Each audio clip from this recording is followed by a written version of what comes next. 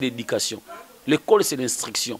Bisika école est faillir, à remplacer l'école azate. Bisika ndako faillir, muto remplacer ndako azate. Ce qui moi n'a raté l'éducation dans ndako, a n'a pas besoin de récupérer l'éducation. À l'école aujourd'hui, il y a une partie de l'éducation, mais la spécialité n'a pas honte. Spécialité de l'éducation, c'est la maison. Si la maison a failli na mission ko éduquer moi na, muto remplacer par l'éducation moi n'a pas ndako azate. Failli na mission na bisoté, église infiltrée, c'est normal. Ils ont failli na mission, mais pasteur Manso fait partie des pasteurs au ngaza na respect na bango. Non seulement par rapport à son travail, c'est un vrai serviteur de Dieu. C'est un serviteur de Dieu authentique. Il y a des sœurs qui prient chez on n'avait pas passé ma sonnerie, Rosimi, si c'est Rosimi Kaïba, Aïma mon meilleur ami. On a mon appel Rosimi qui n'a pas été Bingaï n'a tiré du pain mettant pour notre chaka. Les Georges, les autres, n'avaient pas tiré du pain. Ça va pas la vie. Aux assises qui est bon pour Batrichard, c'est bon Batrichard raté. En fait, c'est une réalité, c'est évidence dans le Congo. Dans le Congo, en tout cas, si on dit que bateau Batrichard est un examen d'État. Na keke otozali na bité so bazali pasteur Kizamina Kibila ozo batrisaka. J'ai suivi pasteur Kizamina Kibila lui-même aloba kana ota la code pasteur si peuple lui ba comme na connaissance ne ba ko détecter ba frère na ba vrai ezaka te comme je ne peux pas passer à la télévision pour no ba butak bo lumo église, c'est impossible, c'est inconcevable. Toi tu as déjà vu Moupe aussi au monde abe chaud les abe ambongo et papa ambongo papa ambongo mabe église ya basango mususu, mais je le ferai pas, je n'ai pas le temps pour ça. Moi je n'ai pas le temps. Si batu mususu ba kosala yango, chacun de nous a sa mission. Qui le awa biso par exemple nous sommes tous des Africains. Parlons plutôt plus des races, pas par rapport à ba pays, par rapport à mabele. Tout ça ba africain, tout ça ba européen bazali, ba asiatique bazali, ba américain bazali. Donc, nous sommes en fait, il y a peut-être l'opposition à Bisso. Mais par rapport à Bamboka, nous avons mis Kaboula Bamboka. Ce n'est pas Dieu qui a fait que Congo est à la Congo, Brésil à la Brazza, Angola est à l'Angola. Non.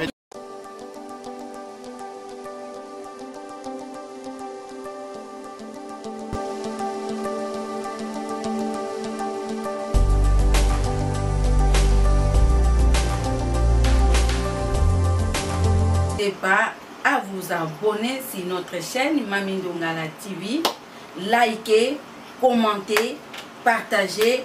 On est ensemble, notre Dieu vous bénisse beaucoup abondamment.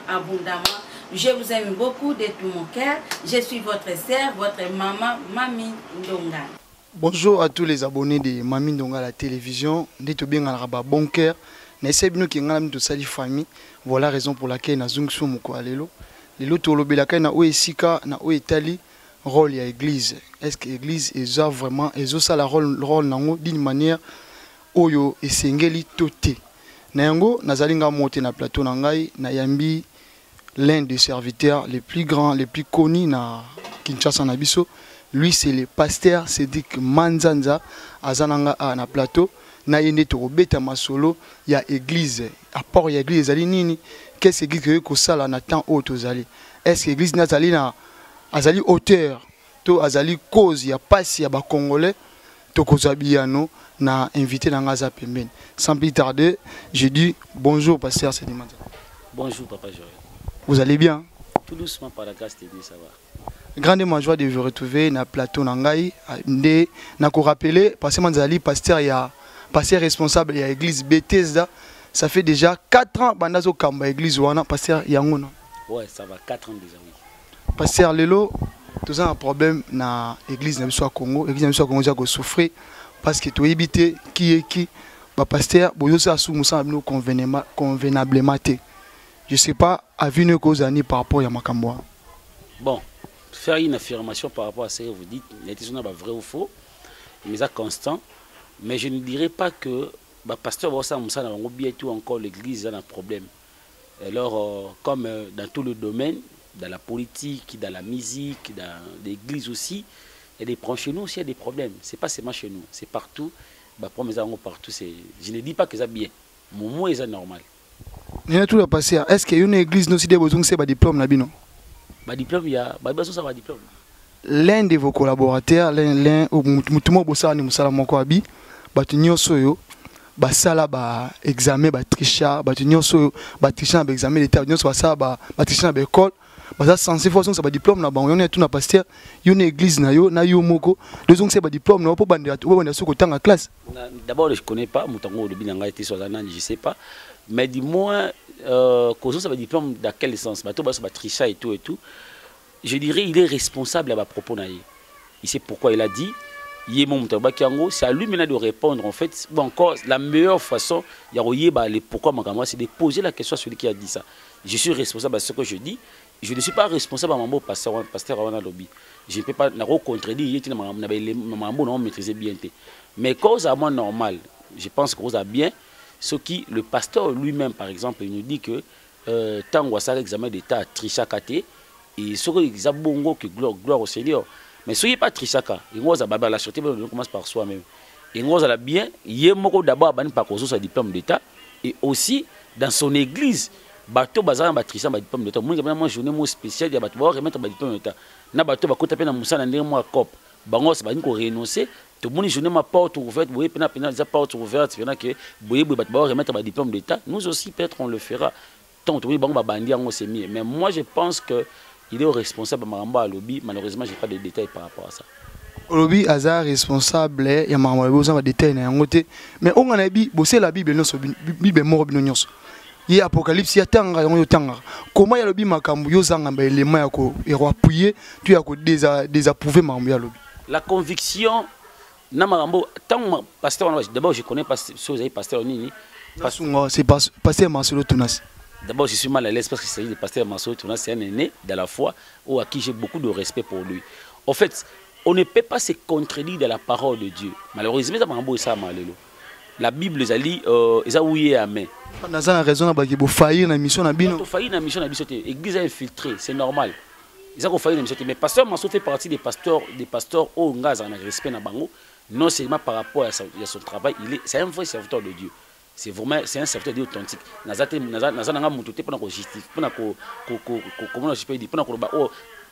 Pour certifier en fait c'est ma bien à malam, mais je peux donner un avis en état humain en état serviteur de Dieu, un homme spirituel juge de tout. C'est un bon serviteur de Dieu. Par contre, par rapport à Maramba Lobby, soubassement spirituel encore soubassement biblique à Maramba Lobby, je n'ai pas suivi l'élément. N'a évité par rapport à quoi à Bazon dans le domaine. C'est ce que je dis par exemple que ce qui pasteur Mansour qui bongo, il est en fait il a des raisons encore personnellement à base il y a pas je le contredis pas. En tout cas, je ne dis pas qu'on est contre Mamabou, on est pour Mamalobi. Mais je dis seulement que la charité de nous commence par soi-même.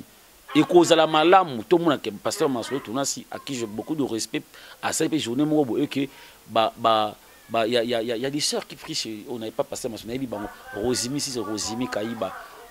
Mon meilleur ami, on a mon appel Rosimi qui a été fait, na tri diplôme de temps pour la trichaka.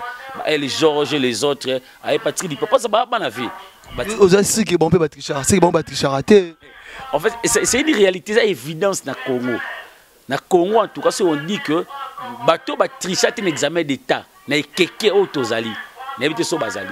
Ceux qui bazar, ils ont très peu. Et on a dit que même bateau va tricher, je ne suis pas sûr que bateau va diplôme, on n'est pas pasteur, on va tricher ça. Sûr et certain, dans l'église, il y a des gens aussi qui tricher. Ça c'est sûr. Même dans son entourage, même ses collaborateurs, il y a moi qui balai tout ça, tu peux tricher bazali. C'est normal. Mais c'est ce que je dis alors. Quand on dit la charité, on commence par soi-même et qu'on a mieux. Ce qui, par exemple, quand l'église, ok, moi, 3-4 personnes ont battu ça qui est bandana, nous découna. Tout le monde a dit, journaliste, c'est des investigations. À me poser des questions, je sens de l'intelligence. Normalement, on a matière dans ma boule. Bon, ça, en fait, ceux qui connaissent tout le monde, frère, ma soeur, remettre un diplôme d'État, venez me dire que qu'on a besoin de diplôme d'État, ou passer un peu moins bien, un diplôme d'État, n'a renoncé dans ma je suis plus diplôme parce que tant que dans la réponse, c'est pas moto. N'a renoncé à 3 ans, ça sera une très bonne chose. Au lobby, la charité bien ordonnée commence par soi-même. Si vous ne pas la binôme, tout le monde a l'un de vous, pendant que vous avez examiné la théologie, pas tricher, non? Que vous avez ravi un diplôme, vous avez besoin de théologie, vous avez tricher. Après, vous avez foutu l'examen d'État. Vous avez un diplôme, vous avez de la classe. Comme ça, vous avez une théologie, même la théologie, vous avez tricher. Pasteur Kizamina Kibila, Ozo Batrisaka. J'ai suivi pasteur Kizamina Kibila. Lui-même, il a la code. Ah, pasteur, parce qu'on a reçu comme Mélik après ça, pasteur. Il a dit lui-même qu'il a la code. Alors, ça code moko ya droit constitutionnel. C'est ce qu'il a dit. C'est ça le contraire sur de quoi hier mon papier, il a dit qu'on a code. C'est un relance le mot. Ils sont tout tebi code c'est bis passer zala. Code c'est bis zala liboso ya couverture liboso ya page. Mais toi yo comme na ba 8e page. Et c'est code chaque page c'est un code na ngoto ndengeni. La hauteur il y a responsabilité à propos à mutu. Moi j'ai fait confiance à ce qui les passés qu'ils avaient dit. Il y a le bic dans la code. Il y a la code dans notre société. Alors na on a kanisi to o il y a lobby en fait. Ce qui en réalité, parce qu'il venait pour tricher, et qu'il a dit clairement quand j'étais en train de tricher, et je demande pardon au peuple de Dieu et tout. Peut-être qu'il y a un commentaire par rapport à ça. Mais le coup là, il y a les concernés. Parce que moi, une vraie version, il y a eu un autre code. Le rabbin a code. C'est vrai. Que Dieu soit loué, c'est faux. Il est pasteur, il a menti, il a dit la vérité. Même temps, j'ai mis ça. Ce qui est vrai, il y a c'est justifié. Ce qui est faux, il y a un zambé. Pasteur, est-ce que vous changez de nationalité dans ma baie? Changer de nationalité, d'abord, quand tu dis la parole de Dieu, je vais d'abord vous dire, je vais un peu vous choquer. Est-ce que nous avons appelé ça Congo comme Congo? Nous avons appelé ça Brazza comme Brazza. Nous avons appelé ça Kaboula Afrique. Ce qui monte par exemple, ce qui, en fait, déjà on parle de l'administration. L'administration de l'Israël, est-ce que nous avons appelé ça Kaboula Afrique? Aya Kaboula, j'ai été tout biso, été tout ça, bengi Congo, été nous connaissons pas bengi boy, été nous connaissons pas bengi boy. Mundem ta Kaboula yango.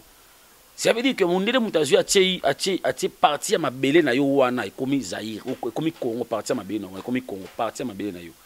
Ce qui par exemple beau terme na parti à ma belé wana, tu es congolais et non parce que tu es muta Kaboula là qui ma belé parce que mundem ta Kaboula comme ma belé na.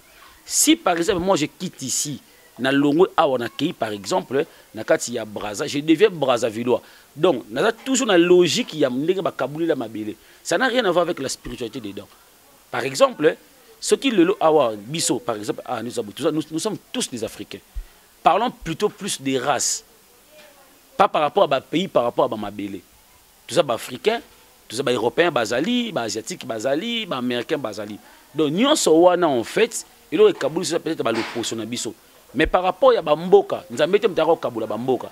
Ce n'est pas Dieu qui a fait que Congo, la Congo, Brazza, la Brazza, Angola, la Angola. Mais dis-moi, nous avons respecté la barrière, la limite, la frontière, nous avons respecté. Je n'ai pas dit le contraire. Nous avons respecté. Que si je quitte ici, je deviens Brazzavillois. Si je quitte ici, c'est pas d'habiter au Congo, peut-être pour une raison de travail, pour un avantage, il sera mon second et que n'a changé de nationalité. Il n'y a rien de péché, il n'y a rien de mal dans ça. Parce que vous avez dit j'ai des amis en Europe. Yebisa bango bazonga babandira mikanda basa bakumula bango normal après bazonga. Et bimi wap mangaba. Parce que tanga bibi malamu te. Parce que na tous les bimi wap. Mutalo biango eza passer muninga no passer mutalo biango. Osoti ya inventé bible sika. Il y a on a baki au départ que la cherté commence par soi-même. Je pense que c'est compliqué en fait, c'est vraiment très complexe.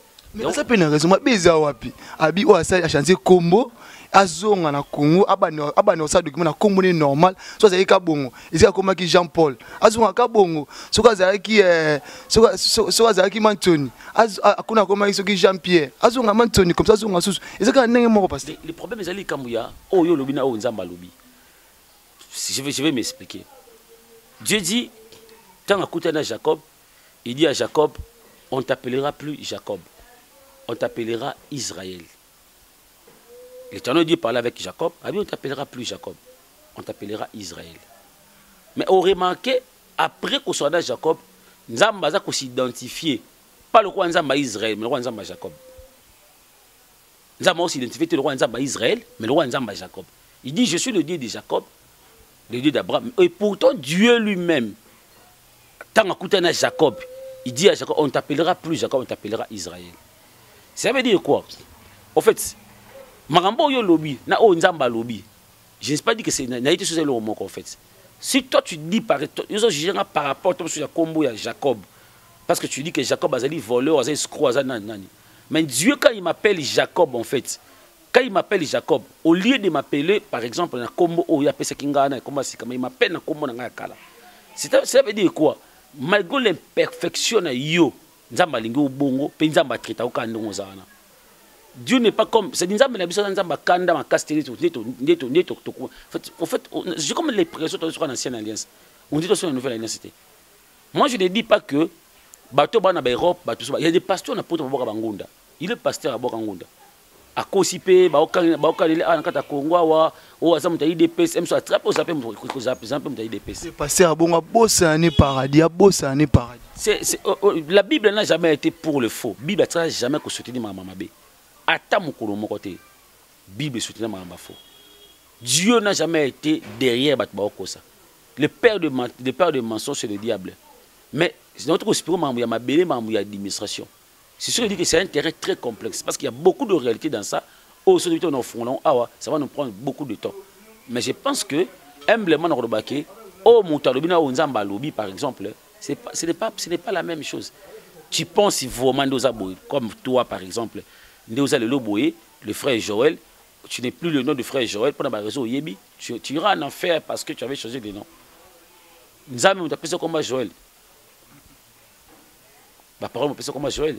Si tu te réveilles un bon matin, je vous donne un exemple. Tant que ça va baptême, on a des pasteurs aujourd'hui, la réserve de l'Éternel, Bazali, il y a des pasteurs, Azali, comme Moussoussou, qui quand il est devenu chrétien, a vu comme par rapport à la chrétienté par là-dedans. Et puis, Tirali Bongo.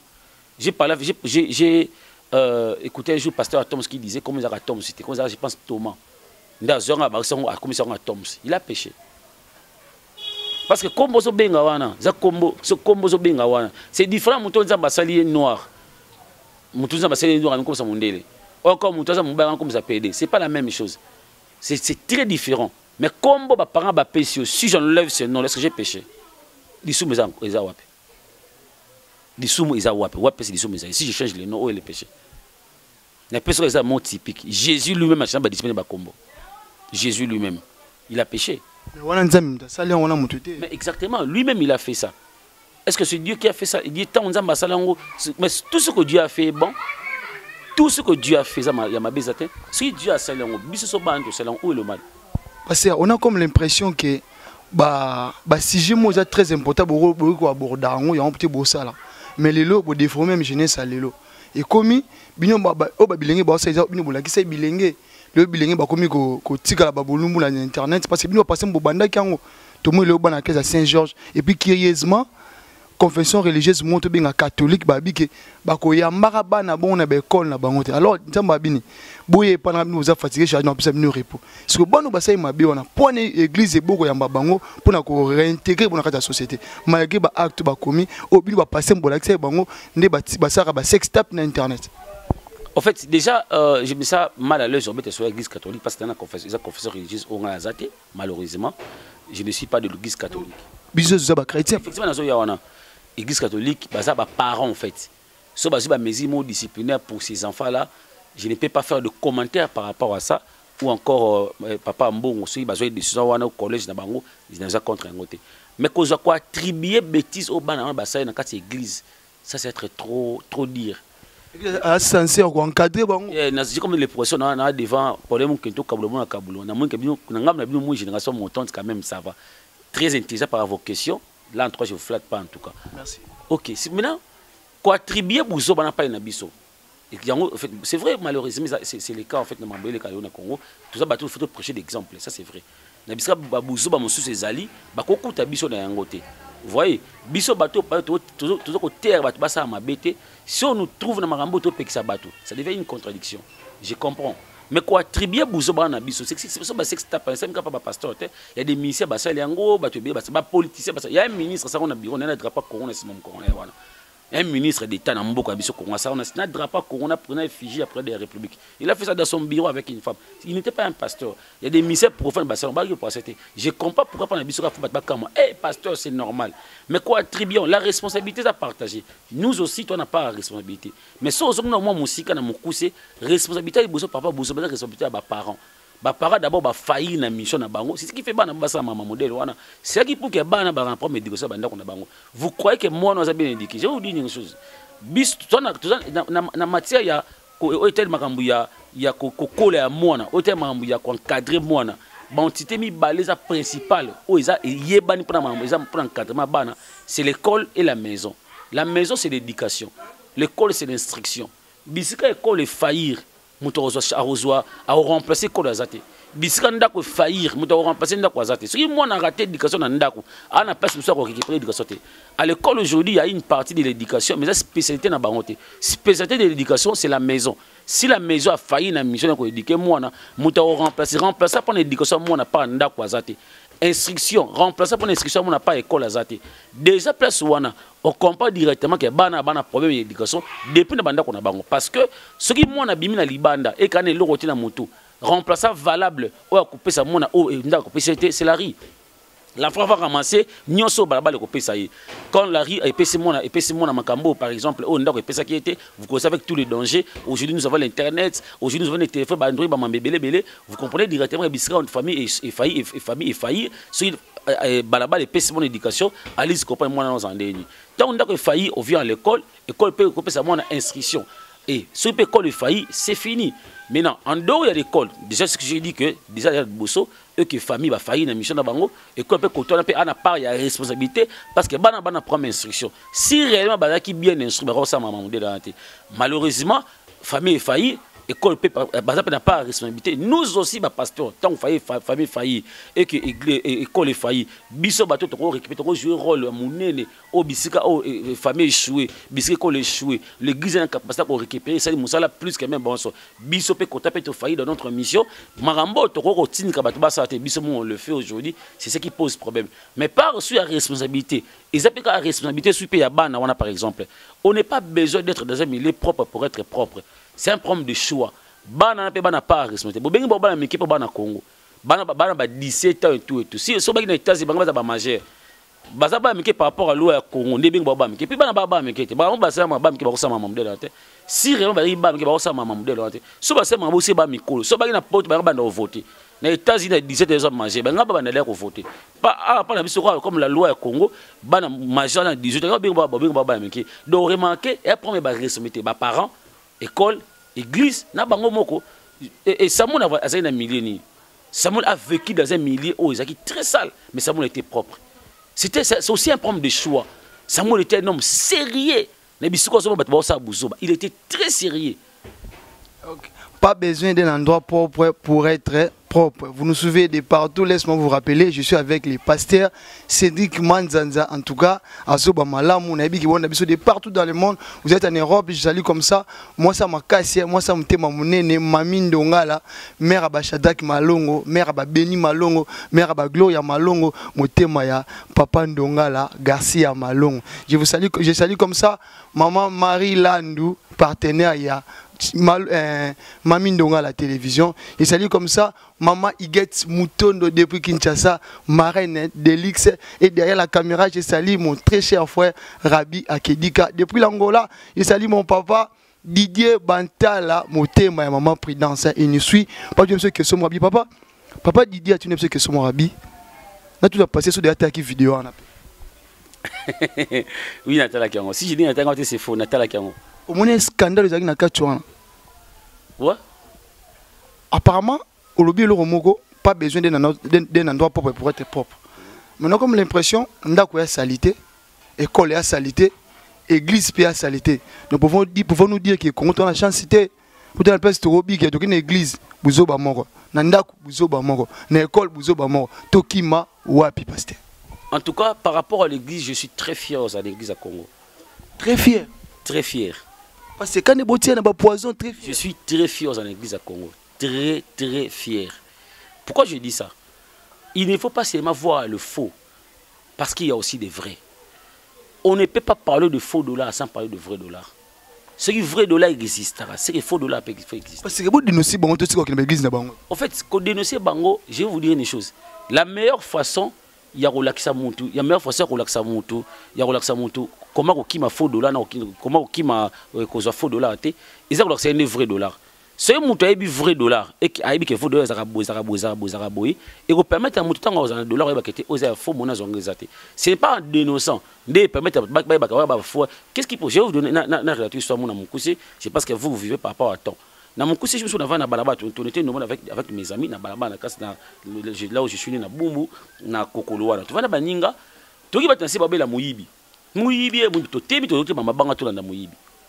bizarrement mutu baki liboso bela moyibi mais totele liboso to moni mutu azakite mais il y a bela moyibi derrière lui aussi bato bela moyibi on s'est posé des questions en fait to tiki to nota moyibi to asi moyibi banga l'équipe to monaki te garçon tanga leki groupe pe na sima bango pe ba kompe ba tiki moyibi to tini wapi moyibi o moyibi wana kuna okima to mais pas bela moyibi to ki na confusion parce que peuple connaît dans niveau mondelo wana bato zo benga ba faux bon pe ba te ba benga pe ba faux bato zo benga bato ba dénoncer yo tango zo dénoncer bato ba sa ba pratiquer na Congo bato pe bino ba sa ba pratiquer mais bango pe ba mso ba magicien so ba na faux peuple doit comme une confusion parce que quel est le problème actuellement la Bible me dit c'est mon peuple périt parce qu'il manque la connaissance si le peuple le dit ana bo yebi yemo discerner ba vrai na ba faux bi bo ba bona ba mbuma na bango bo ba bona misala na bango. C'est le problème aussi la responsabilité ça peut le coller à peuple. Le peuple de Dieu bah la première connaissance, bah la première lecture, bah peuple vient tant ma commune en Zambété. C'est ce qui pose problème.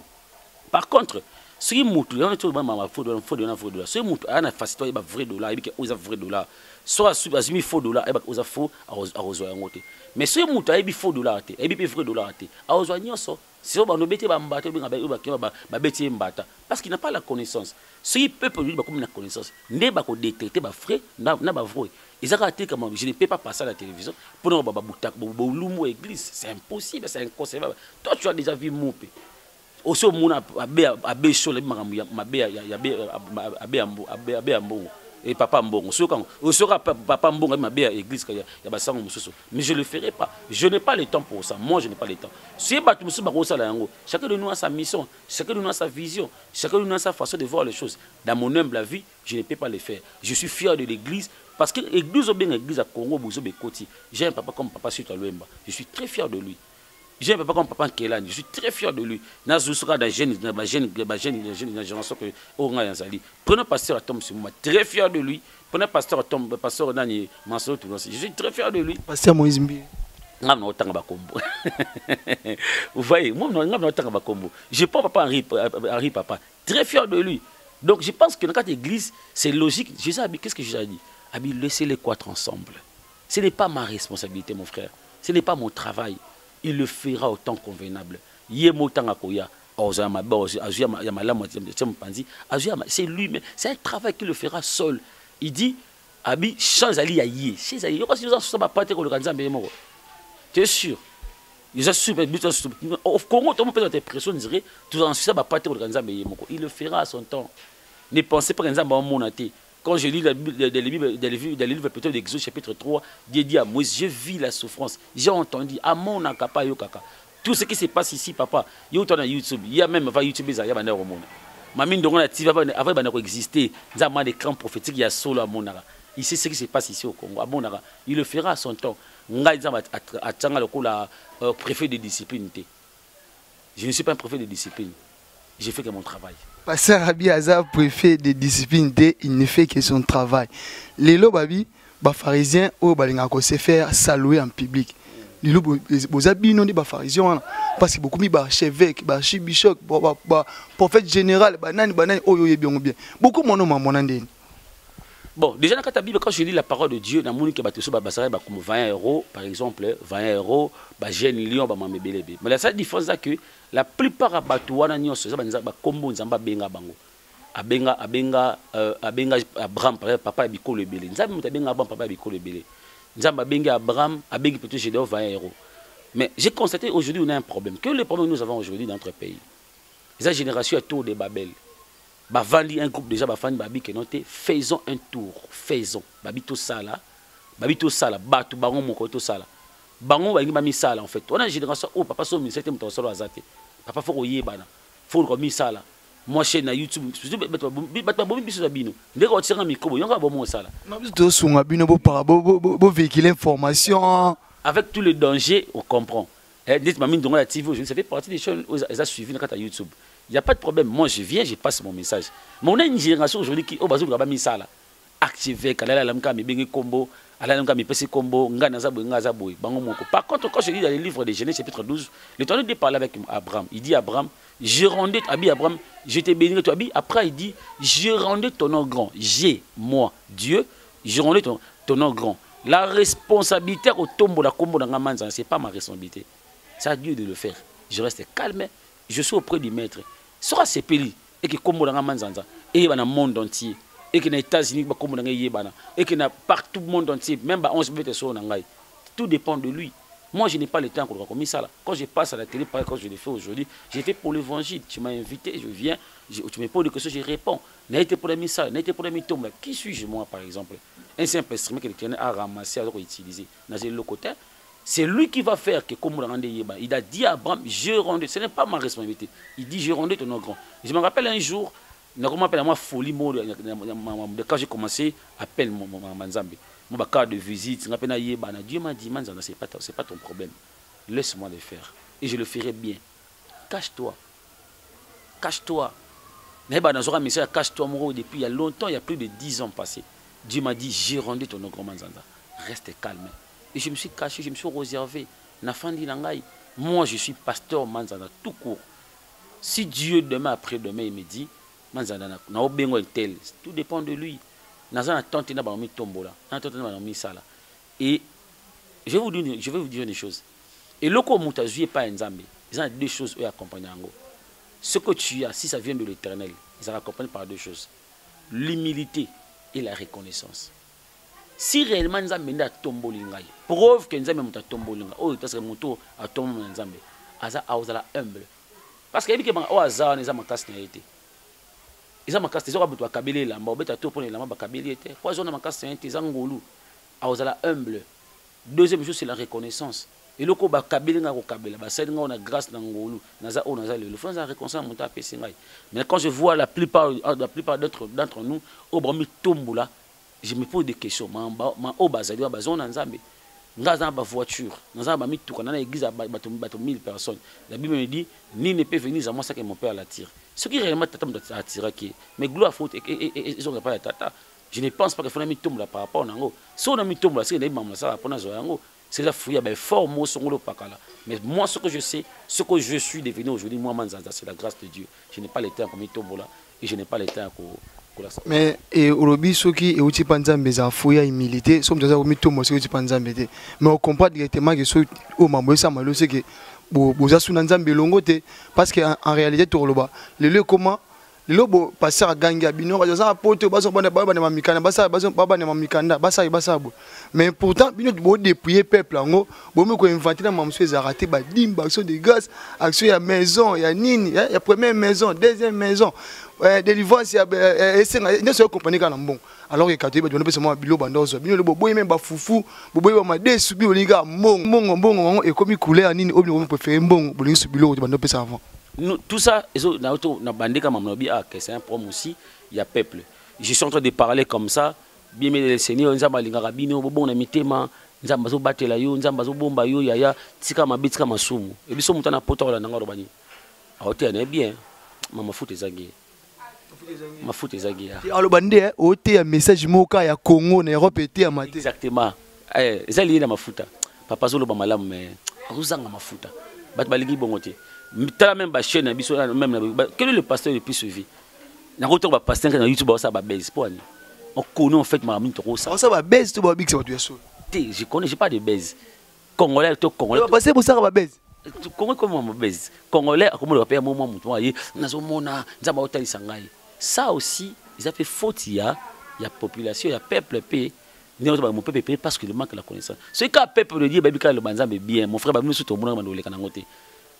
Moi, je connais certains qui a parlé avec une fille qui a dit fille en dehors de tébisier ou plutôt fille en dehors bongata balagata bongate fille en pasteur en bisabi la Bible me dit celui qui a le fils à la vie faut na boute na pose abo moi so la boute nos abo moi vient échanger ba boute sur Yesu ba boute na pasteur pas kima et l'auteur ba comme tant on sang panzani pe avanti habiter alors bango to celui qui a le fils à la vie pour vivre dans bonga faut na zo moi na bongo na vivre dans bonga tu vois déjà qu'il y a un problème. Si vous maman ça monter ben maman nzambe ba ko sa maman zo ba bon on a des faux partout même ba chrétien le kutaba ke ba passer ba manipuler bango pasteur to depuis peuple de Dieu ba pasteur ba rendre moi ba soda tu vois quand tu pars au côté de militaire soda moi quand on ko briter les zones obeta so ozongisi na mobeko a obanga ota mutabi mobeko a obanga mais so moi muto a grimace comme muto a bangi akopa o mbakasa ndeka ba kino ba na yongololo à manipuler. C'est comme avec nous avec les pasteurs. Nous avons bougé moi mouké, nous avons dit que ça a chaîne, aux chaînes, na vie prophétie mon message mon nzambe sanga et que chaîne ça mon nzamba kisi. Eh tout so zongi c'est na maloba na nzambe. La Bible me dit ceci. Papa Obanga, le peuple paye parce qu'il manque la connaissance. Tout depuis peuple de Dieu au bazali na première connaissance, bazaba naïf. Par contre, moi, quelqu'un qui est mature. Je connais mes brebis me connaissent. Brebis, c'est la maturité. Ou à colis. Sous d'autres cieux, pourquoi ça se passe pas? C'est ça la maladie. Par exemple, en Europe, en Congo, mais Europe, encore, colis, les gens passent à taper, ils prennent un livre, ils lisent. Chez nous, la Bible. Toi, tu es journaliste, tu es serviteur de Dieu. Tu lis la parole de Dieu. Est-ce que, exemple typique, dans le domaine haut, par exemple, dans le domaine du journalisme, domaine haut, avec beaucoup de professionnalisme. Prenons ce exemple parce qu'on a mamanza mes années. Parce que moi, parce que tu as de la connaissance.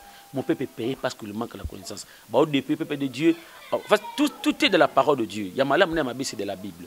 Na kosa ma buzo ba na zui subasma Bible na interpréter l'écriture ma bé. Si on a se retrouvé devant mon tour, pas un programme écriture, automatiquement on a manipulé. Mais les chrétiens béré bazaki bon. Quand tu dis une chose, il va vérifier ma boule bien est-ce que comment ce qui est comment ma terre a s'appuyer dans ma boule ba té. Et les autres en ambition de ngwa. Ba chrétien ba téléphone ba $100, ba chrétien ba kabela ba $200, ba chrétien ba ta kitoko mais bi ba $10 pas moko so baté. C'est normal ba non manipuler la biso tonga me dit pourquoi. C'est normal. Parce que si on réalité et que tu as une connaissance, parce que Ozara na matanga ya apôtre Mbi Moulay. À trois malheureusement, nazaki na matanga wana penzati. Comme je dis causa penzati mais et puis na participé qui en fait de loin na comme la cité Bethel. Na informé lo mo passé ngazaki wana présent. Il y a des groupes pasteur oyaza ba base na e. Ah, pasteur on a pas un batu na e. Apparemment bon ba pasteur bon ça ba cercle vicieux mo. Donc biso karaboy biso ka lwata baluba to sangana biso baluba biso ka to bana kala ba pecha no ba yo kate to fina ba pecha biso ba veto za base biso ba ve alors que bibi lobi ba bazan ba âge avancé ba censé ko cadrer bato bazan bazo ba génération montante mais c'est qui n'est pas le cas oyo ça mes ali que ba papa ba bene na ko na bango bilenge pe wa ba teti boye mikolo bene pe na tana bino ba obe bazan moi kati wana ba sai base na bango pourquoi lit na kati bana nzambe. D'abord, il y a un conflit de génération. Il y aura les beaux conflits de génération. Malheureusement, il y a l'église Ekoti. Ils ont partout ceux qui sont Wenge, il y a Wenge, il y a une génération, 4e génération. Une église séduite par le monde. Il faut apprendre ça il y a longtemps. J'ai cherché le monde, je l'ai trouvé dans l'église. J'ai cherché l'église, je l'ai trouvé dans le monde. Donc, qu'est-ce que je peux dire par là? Frère Pati était déjà averti depuis longtemps. L'homme de Dieu avait chanté ça. Kala, il y a plus de 10 ans déjà. Je ne suis pas étonné. Bateau bas averti. Par exemple, on va signature de l'affaire. Mais il y a un problème. Un autre évangile qui s'est infiltré dans Mboka Congo. C'est ce qui fait ça bon. Et puis ça n'a pas commencé aujourd'hui. Tout ça dans le Congo, tout le monde quand tu parles même en Europe, ils sont infiltrés. C'est comme ça. C'est le diable. Le diable a Congo a raté. Certains a Congo a raté. Certains a Brazza a raté. Certains a mon corps en fait. Donc de la même manière, il fait ça aujourd'hui chez nous. De la manière qu'il est congolais, il le fait aussi dans les États-Unis, en Europe et partout. Mais ça, moi, depuis le jardin d'Éden. Évangile du Bosso, nous avons appelé ça mon évangile. C'est l'évangile de Dieu.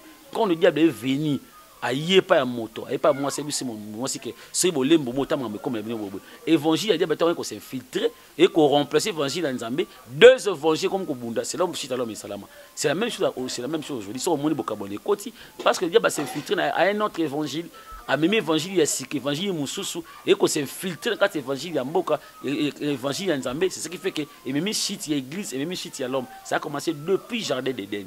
Alors nous avons notre responsabilité, il faut veiller peuple de Dieu, et autant de peuple de Dieu, le peuple de comprendre pour être maramouza. Par exemple, pasteur basali groupe ou El Paris ali ou Maison Mère ali ou Télé ali, et ça mambo ou ta jardin de on émission Mamine Donga la TV, c'est une chaîne où siège dans Zarawap, ça Congo toi en Europe.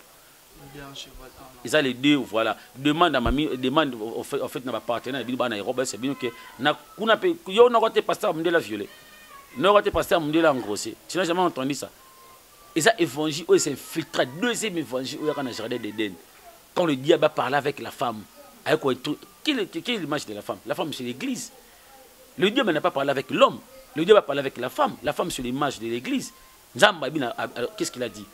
Quelle est la prophétie on vous comprenez directement c'est ce qui a été déjà dit depuis très longtemps. Dieu a dit ça. Alors il le fera à son temps. Laissez-les croître ensemble. Laissez-les croître ensemble, il les fera en son temps.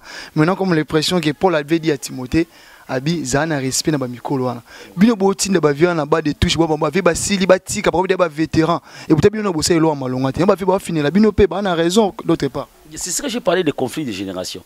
Quand je dis conflit de génération, c'est que je veux dire que toi la génération oyo toi la génération o ba mikolo bali ko rencontre ba na mikete bali ba bo budé bango ba mikolo bali ko rencontre grâce à ba petite so petit mo bima ni ko tomboma ba lingele bu ba finaye d'autre côté pe ba na mikepe génération pe yé il faut pas disparaître. Il faut pas bunga. Il faut pas être en retraite. Malheureusement, bizarrement, il y a des années. Maman Kambo to reproché par ba père na biso wana. Nous aussi on le fait. C'est ça le mal. Ba père ba bunginzi là, ba père ba bungi ba baby c'est évangile. Ba père ba buzo ba biso pe ba to entre guillemets ba encre correcteur. Tu pourras aussi ba même ratio wana. Mon pays souffre pour la kozanga ba modèle. On a un sérieux problème de modèle dans notre pays. Ça, je vous donne raison. On a un sérieux problème de modèle dans notre pays. Je dis bien dans tout le domaine, il y a un problème de modèle. Dans la politique, nous sommes posé des questions, malheureusement, des questions à réponse à l'anglais. Puis on a 3-4 modèles dans la politique. Puis on a 3-4 modèles dans la musique.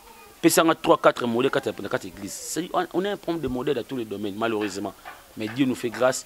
Nous sommes l'église, j'ai des modèles. Très bien, pasteur Ravi na quatre églises, baza ba modèle. Moi 2 3 4 baza quand même. Très bien, babi était totika bongo ba croître ensemble et à la fin les mettre de la moisson à koyako tirer ba o malabu pasteur tu dis au combat de na souka, je sais pas mot de la fin si tu au savoir synthèse ya mamolobi en un mot tu comprendre nini par rapport il y a thème na juste obédi église et faillir na mission. D'abord je dis un grand merci à vous tous. Personnellement naza flatté. Un grand merci à vous. Je me suis rendu compte qu'on disait une émission pour le Mukendi. Alors, avec des questions très réfléchies, avec beaucoup d'intelligence, manière aussi à la Moussala, et permettre de réfléchir à ma casse, il y a Mozido Pinza. Merci aussi à la propriétaire, à la service technique Nabino. Je dis un grand merci à vous. Et par rapport à moi, c'est ça que dans tout ça, Dieu reste Dieu. Peuple de Dieu, tu dois souffrir parce que tu as un pasteur, tu as un conspire au big sinabiso. Peuple de Dieu, tu dois souffrir parce que tu se référeras à un pasteur. Chrétienté n'est pas basée sur les pasteurs. On a des gens qui ici, ça va être aujourd'hui, qui en parle? Tu auras un ici par exemple. Je n'ai rien contre lui, c'est un comédien, il a du talent, on a contre-été. Mais Mambo Salama par exemple, parce qu'il est fait dans le combat Yesu. Mobik ici, Yesu, tu vois, au bord d'un gars. Ça passe. Les chrétiens sont dans le téléphone. Aussi, si on a comme pasteur, au moins, ça marche. Vous voyez, parce que mes amis, les défenseurs sont pasteurs et non les défenseurs en Zambie. Vous voyez, ce qui cache, je vous donne un exemple. Et que moi, dans mon église, je frère basona ka ba hotelema ba grand pasteur zambo na mboka Congo lelo soka mobiki soki na combat pasteur moko tonga tout na babala aba tonga bima balabala. Voyez, mais on parle de notre Jésus, on parle de notre sauveur. On ça bouzo na combat Yesu. Ça se passe. On a des chrétiens aujourd'hui dans ma téléphone. C'est normal. C'est ça les problèmes en fait. Les chrétiens sont trop attachés avec leur pasteur, et non pas défendre Kolo Yesu. C'est ça ce qui pose problème. Nous devons comprendre une chose. Mon confession na Golgotha c'est pas un pasteur. C'est pas Manzanza, c'est pas toi, ni encore pasteur Sony ou non, c'est Jésus. Le défenseur, témoin Jésus, peut-être défenseur Jésus. Retournons dans la parole de Dieu. Retournons, tous fixons vers Jésus-Christ qui est notre sauveur et non sur les pasteurs. Mais ce qui se passe aujourd'hui, moi je n'ai pas peur. Un homme averti, a dit que demain après-demain, le maître de la moisson, Yaye Moko. Aoya Osabo question entre Mabila Malam. Nzambalola continue ba o otamona solo. Nzambalola ko ba otamona nga malamu et nazo ko insister bato ba ko défendre cette doctrine, bato ba ko tema ko tamona nga bo solo, continuer aller de l'avant, que la main de Dieu soit sur vous et demain après demain moto le courant les a réservés pour Nabiso. Nzambe apambola biso en tout cas. Nzambe apambola biso. Pasteur Manzanza, merci. Nabi ki maman dit lambe sika zali a Rosala tellement fier ya Rosala épouse ya Pasteur Lokolayo. Merci en tout cas, porte nous a grandement ouvert. Nabi ki prochainement tokozwala tokokutana lisusu. Il était question pour moi de parler avec cette pasteur c'est Manzanza na makambo etali église combien aujourd'hui l'église na Congo na biso eza ko faillir na ba mission régalienne na yango. En tout cas, nous voici arrivés à la fin vraiment de notre édition. Nakanisi mbala tokuta nsuna mbala sima pour continuer collaboration makambo etali église pamba to yego mona lelo bilenge o tozali to aso modèle te vie ba notre donner autant comme modèle ba comme déjà kolukanzela mususu. Je salue comme ça depuis la France, je salue Tim Alvaro, moi c'est Pembe, Tim Alvaro, moi c'est Pembe, je vous salue. Et puis Carlos Alberto, il passe à Mami Ndonga là, je te salue de loin là où est-ce que vous allez, Bambote Mingi, Doudou Sosongo, Bambote place aux Ali, Gloria la princesse ya maman, Alvaro Pedro évangéliste Angouya, José Lumbu, grand frère Adel Mbunga, Motema ya papa Douglas et Kundi Mada à qui nous disons infiniment merci. Moi nga ya bino sebe nga biso de sali famille nga ya bino Joël Mapinga na tozaka elongo tozaka kokuba kaka petit poisson devenir grand pour vous que Dieu le porte vie tokutani na mikolo za koya. Ciao.